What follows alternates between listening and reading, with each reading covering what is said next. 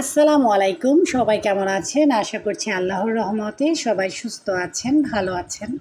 আলহামদুলিল্লাহ আমরাও ভালো আছি। আরও একটি নতুন ভিডিও দেখার জন্য আপনাদের সবাইকে আমন্ত্রণ জানাচ্ছি। আশা করছি আমার আজকের ভিডিওটি আপনাদের খুব ভালো লাগবে। তো বাড়িতে চলছে হুলস্থুল আয়োজন, কম বেশি সবার ঘরে ঘরে কিন্তু পুরো বাংলাদেশে এই আয়োজনটা চলছে। তো দেখা যাক কতটুকু কার হাতে পড়ে আর কতটুকু কারো পেটে যায়। তো এদিকে আমি আজকে সকালে নাস্তার জন্য পাস্তা রেডি করে নিচ্ছি সিম্পলভাবে, একদম ডিম দিয়ে, কোনো মাংস টাংস দিইনি। যতটা দ্রুত পারি ফাঁকিবাজি পাস্তাটা সেরে নিচ্ছি সকালের নাস্তা হিসেবে। এটা বাচ্চাদেরকে দিব।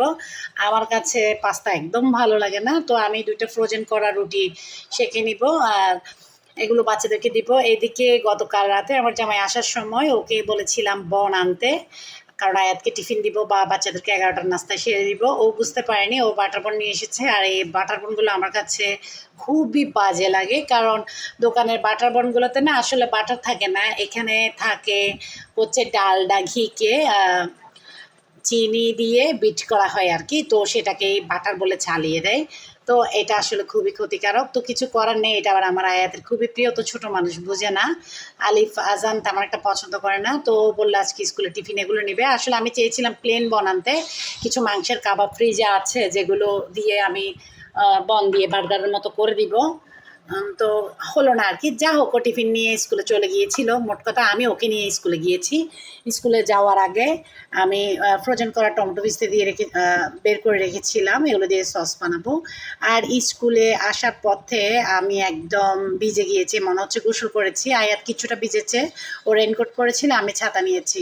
আসলে স্কুলে আসার পথে তো সবগুলো দোকান পড়ে, এতটা অস্বস্তি লাগে। হাজার ছাতা নিলেও বাতাসের সাথে বৃষ্টি পড়ছে তো একদম কাপড় ভিজে যায়। বোরকা, ওড়না বা বোরকার নিচ থেকে ধরে অনেকটুকু অংশ ভিজে যায়, একদম অস্বস্তি লাগে। দোকানদাররা কেমন জানি, মানে আমার কাছে একটা অস্বস্তি লাগে, মনে হয় যেন সবাই দেখে আছে। আসলে যে দেখে থাকে তা না, আমার কাছে লাগে আর কি। আর বৃষ্টির সাথে আমার কি শত্রুতা আমি জানি না। আমি যখন ছাতা নিয়ে বের হই তখন বলতে গেলে বেশিরভাগ সময় বৃষ্টি পড়ে না, আর যখন ছাতাটা বন্ধ করি তখনই বৃষ্টিটা শুরু হয়, বা ছাতা ভুলে গেলে বৃষ্টি শুরু হয়।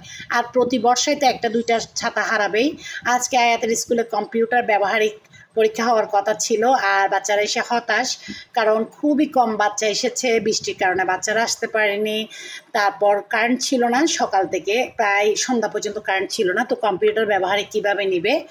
তো আমি স্যারকে বলে ছুটি নিয়ে চলে আসবো ভেবেছি আয়াতকে নিয়ে, কিন্তু আয়াত বললো বাকি সিটি পরীক্ষাগুলো দিবে। তো ওকে আর আনতে পারলাম না, ওকে রেখে চলে এসেছি। তো অন্যদিকে দেখা যায় কি, অনেক বাচ্চাদের বাড়ি দূরে, যাদের ঘাটায় পানি উঠে যায় বা আসার পথে রাস্তায় পানি উঠে যায়, উঠোনে পানি উঠে যায়। আমাদের ঘর উঁচু বা অনেকের ঘর উঁচু, কিন্তু বেশিরভাগ বাচ্চাদের ঘর কিন্তু নিচু জায়গায়, যেখানে পানি উঠে যায়। আসলে একদম যে নিচু তা না, জোয়ারের পানি কিন্তু অনেক উঁচু উঁচু ঘরেও উঠে যায়। এখন জোয়ারের অনেক স্রোত, অনেক বেশি পানি। তো পুরো দেশ তো এই কষ্টটা ভোগ করছে, আমি আর নতুন করে কি বলবো। তো এদিকে ঘরে এসে প্রথমে আমি বোরকাটা শুকাতে দিলাম, কাপড় চোপড় চেঞ্জ করলাম। গোসল এখনো করিনি, কারণ আরও কিছু কাজ আছে, ওগুলো সেরে রান্না একদম কমপ্লিট করে তারপর গোসল করব। তো আপাতত একটা কাপড় চেঞ্জ করে নিয়েছি। তো তারপর পরে আমি চুলায় একটা নাস্তা তৈরি করে নিয়েছি, মিহিদানা মানে রসপুয়া যেটা বলি, সেটা বানিয়ে তাড়াতাড়ি করে ডিপ ফ্রিজে ঢুকিয়ে রেখেছি, দ্রুত যেন রেডি হয়ে যায়। কারণ ওরা খুব হালকা খাবার খেয়েছে, ওদের ক্ষুধা পেয়েছিল। যেহেতু আমরা রাতে ভাত খাই না, তো সকালে ভারী নাস্তা না খেলে কিন্তু 10টা 10:30 বাজতে বাজতে ওদের ক্ষুধা লেগে যায়। বাচ্চারা তো এখন ঘরেই আছে, তো আয়াত এখনও আসেনি। তো রসপুয়াটা ফ্রিজে রাখার পর আমি এদিকে ভেন্ডিগুলো কেটে নিচ্ছি। 1 কেজির মতো ভেন্ডি আনা হয়েছিল। এতগুলো ভেন্ডি তো খাওয়া হবে না, যেহেতু আমরা একবেলা ভাত খাই। তো এখানে কিছু ভেন্ডি আমি ভর্তার জন্য নিয়ে নিচ্ছি, আর কিছু ভেন্ডি ভাজি করব। ভর্তারটা সিদ্ধ করে রেডি করে ফ্রিজে রেখে দিব, আর ভাজিটা ভাজি করেই ফেলবো। আর ভেন্ডি একটু বড় বড় সাইজের দেখলে আমার ভয় লাগে, মনে হয় যেন এগুলো শক্ত পড়বে, কিন্তু এবার মাশাআল্লাহ কোনো ভেন্ডি শক্ত পড়েনি, ভালো পড়েছে। তো যারা এখন স্কিপ না করে আমার ভিডিও দেখছেন, ভেন্ডির কাহিনী শুনছেন, আমার সারাদিনের কি কি আলামত মুসিবত গেল সেগুলো শুনছেন, কিন্তু ছোট্ট একটা লাইক দিতে ভুলে গিয়েছেন, আপনাদের উদ্দেশ্যে বলছি ছোট্ট একটা লাইক দিয়ে ভিডিওটা কন্টিনিউ করতে পারেন। আপনাদের ছোট্ট একটা লাইক আমার এই ভিডিওটাকে আপনাদের মতো অসংখ্য আপু ভাইয়েদের কাছে পৌঁছে দিবে। তো আমি ফেসবুকে তো প্রায় সময় ভিডিও দেখি বা অনেক আপু ভাইয়েদের পোস্ট দেখি, বিশেষ করে রান্নার ভিডিও বা রান্না সংক্রান্ত কোনো কিছু লিখলে আমি পড়ি, ছবিগুলো দেখি।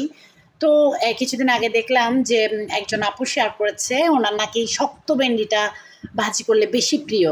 উনি বলে যে মানে সবজি দোকানদারের কাছে গেলে বলি শক্ত ভেন্ডি, তো ওরা অবাক হয়ে যায় যে শক্ত ভেন্ডি তো কেউ চেয়ে নেয় না। তো এটা শুনে আমি অবাক হলাম, কারণ আমি প্রথম ওনার কাছ থেকেই জানলাম যে কেউ শক্ত ভেন্ডি পছন্দ করে। কি জানি বাবা, এক একজন তো এক এক রকম। তো ইদানিং মনটা খুব খারাপ, আমি চেয়েছিলাম ছাদে বেশ কিছু চারা রোপণ করবো। এখন তো সবাই শিম গাছ বেগুন গাছ তুলছে, কিন্তু কিছুই করতে পারছি না। ছাদে পানি জমে আছে আর মাটিগুলো একদম কাদা থকথকে হয়ে আছে। তো পুরো বাড়িতে কিন্তু চলছে ত্রাণ বিতরণ, যার সমর্থ যতটুকু যে যতটুকু পারছে করছে। আসলে এইসব কাজে শরিক হতে পারলে একটা আত্মতৃপ্তি পাওয়া যায়। তো এখানে ভিতরেও কিন্তু চুরি বাটপারি চলেই যাচ্ছে, কারণ ফেসবুকে অদ্ভুত অদ্ভুত নিউজ দেখছি। আর আমি যখন কুটা বাছার কাজে আসি সেই সময়টাতে আমি কিন্তু মোবাইলে নিউজটা চালিয়ে দিই, যত নিউজ পাই সবগুলো খেতে থাকি। আর সকালবেলা ঘুম থেকে উঠে যখন রান্নাঘরে কাজ করতে আসি তখন সূরা ইয়াসিন আর সূরা বাকারা চালিয়ে দিই, ওগুলো শুনি। নিউজ শুনলে বা নিউজ দেখলে দেখা যায় কি বন্দিশালায় তো আমি আছি, তারপরেও কিছুটা বাইরের নিউজ পাই মনে হয়। তো এটা প্রায় 30 মিনিট কি 40 মিনিটের মতো ফ্রিজে রাখার পর এটা এখানের উপর প্রায় 2 ইঞ্চির মতো উপরে দুধটা ছিল, ঘন দুধ। এখন সবগুলো মিহিদানা খেয়ে নিয়েছে, মানে রসগোল্লাটা খেয়ে নিয়েছে। এখন মাখো মাখো হয়ে গিয়েছে, ঠান্ডা ঠান্ডা এখন ওদেরকে দিব। বেশি ঠান্ডা হয়নি, জাস্ট গরমটা একটু কমেছে আর কি।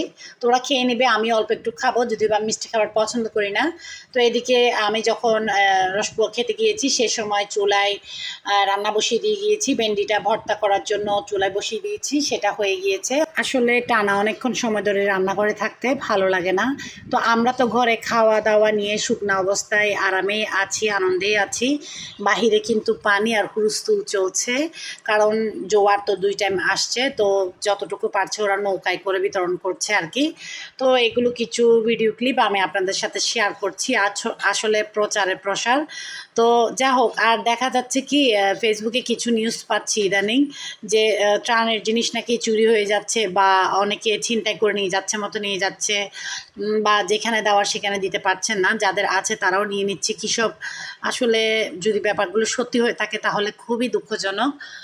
কিছু করার নেই, আল্লাহ তাআলা সবাইকে সঠিক আর ভালোটা বোঝার তৌফিক দান করুক। তো এদিকে আমি ভেন্ডি ভাজিটা করে নিচ্ছি, আর এখন গোসল করতে যাওয়ার প্রিপারেশনটাও নিয়ে নিচ্ছি। পাশাপাশি বাচ্চাদেরকে একজন একজনকে বলে বলে গোসল করতে পাঠিয়ে দিয়েছি। আর যখন আমি বন্যার সিন পানির সিন বিতরণের সিন দেখাচ্ছিলাম সেই সময় কিন্তু চুলায় হুলস্থুল করছি। আমি সসটা তাড়াতাড়ি রেডি করে নিয়েছি, এটা এখনও কুসুম গরম আছে। তো এটা 3 বক্সে হয়ে যাবে মোটামুটি, অল্প অল্প করেই করি। তো এটা চালনি দিয়ে ঢেকে দিচ্ছি যেন ঘেমে না যায়।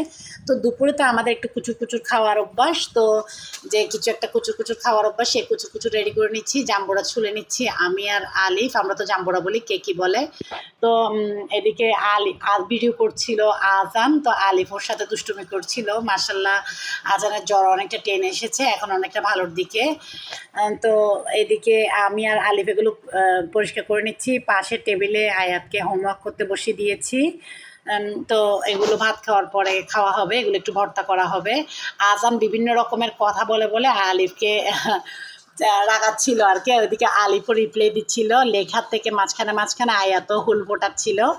তো যারা আজকে প্রথম আমার ভিডিও দেখছেন, আমার ভিডিওর কোনো অংশ যদি এতটুকু ভালো লেগে যায়, পরবর্তীতে নতুন ভিডিও দেখতে চান, তাহলে এখনই আমার চ্যানেলকে সাবস্ক্রাইব করে পাশে থাকা all button bell button click করতে ভুলবেন না। এতে করে আমি পরবর্তীতে যে কোনো নতুন রেসিপি দিলে বা ব্লগ ভিডিও দিলে আপনাদের মোবাইলে নোটিফিকেশান পৌঁছে যাবে, অবসর সময় দেখে নিতে পারবেন।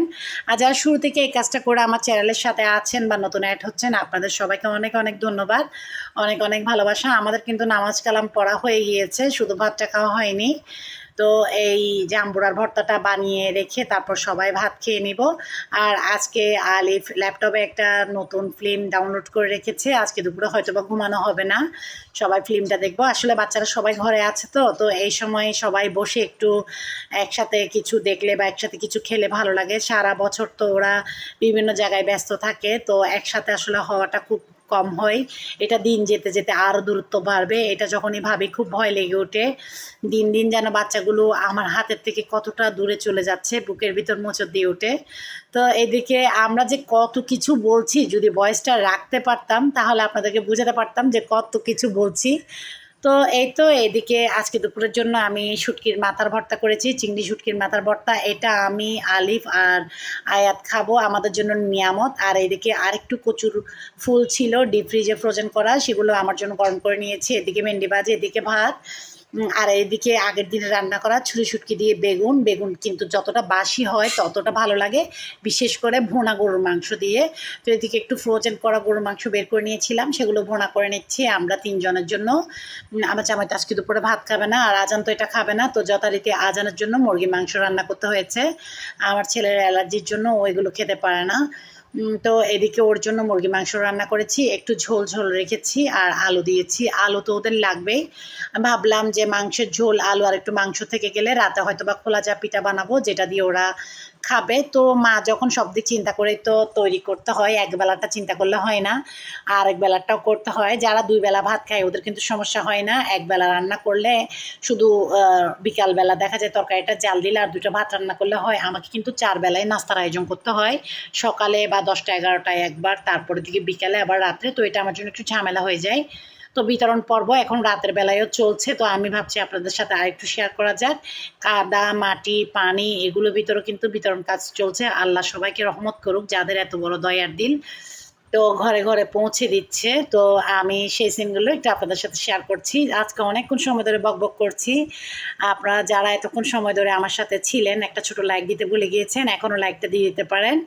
তো এতক্ষণ সময় ধরে আমার সাথে থাকার জন্য সবাইকে অসংখ্য ধন্যবাদ।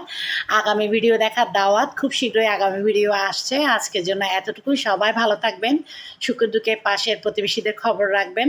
আর আমার ভিডিওতে যদি ভুল ত্রুটি কিছু বলে থাকি, আশা করি ক্ষমা সুন্দর দৃষ্টিতে দেখবেন। এইটুকুই, আর কি বলবো। তো দোয়া করি খুব শীঘ্রই যেন দেশের পরিস্থিতি ভালো হয়ে যায়। আপনারাও আমাদের জন্য দোয়া রাখবেন। আল্লাহ হাফেজ।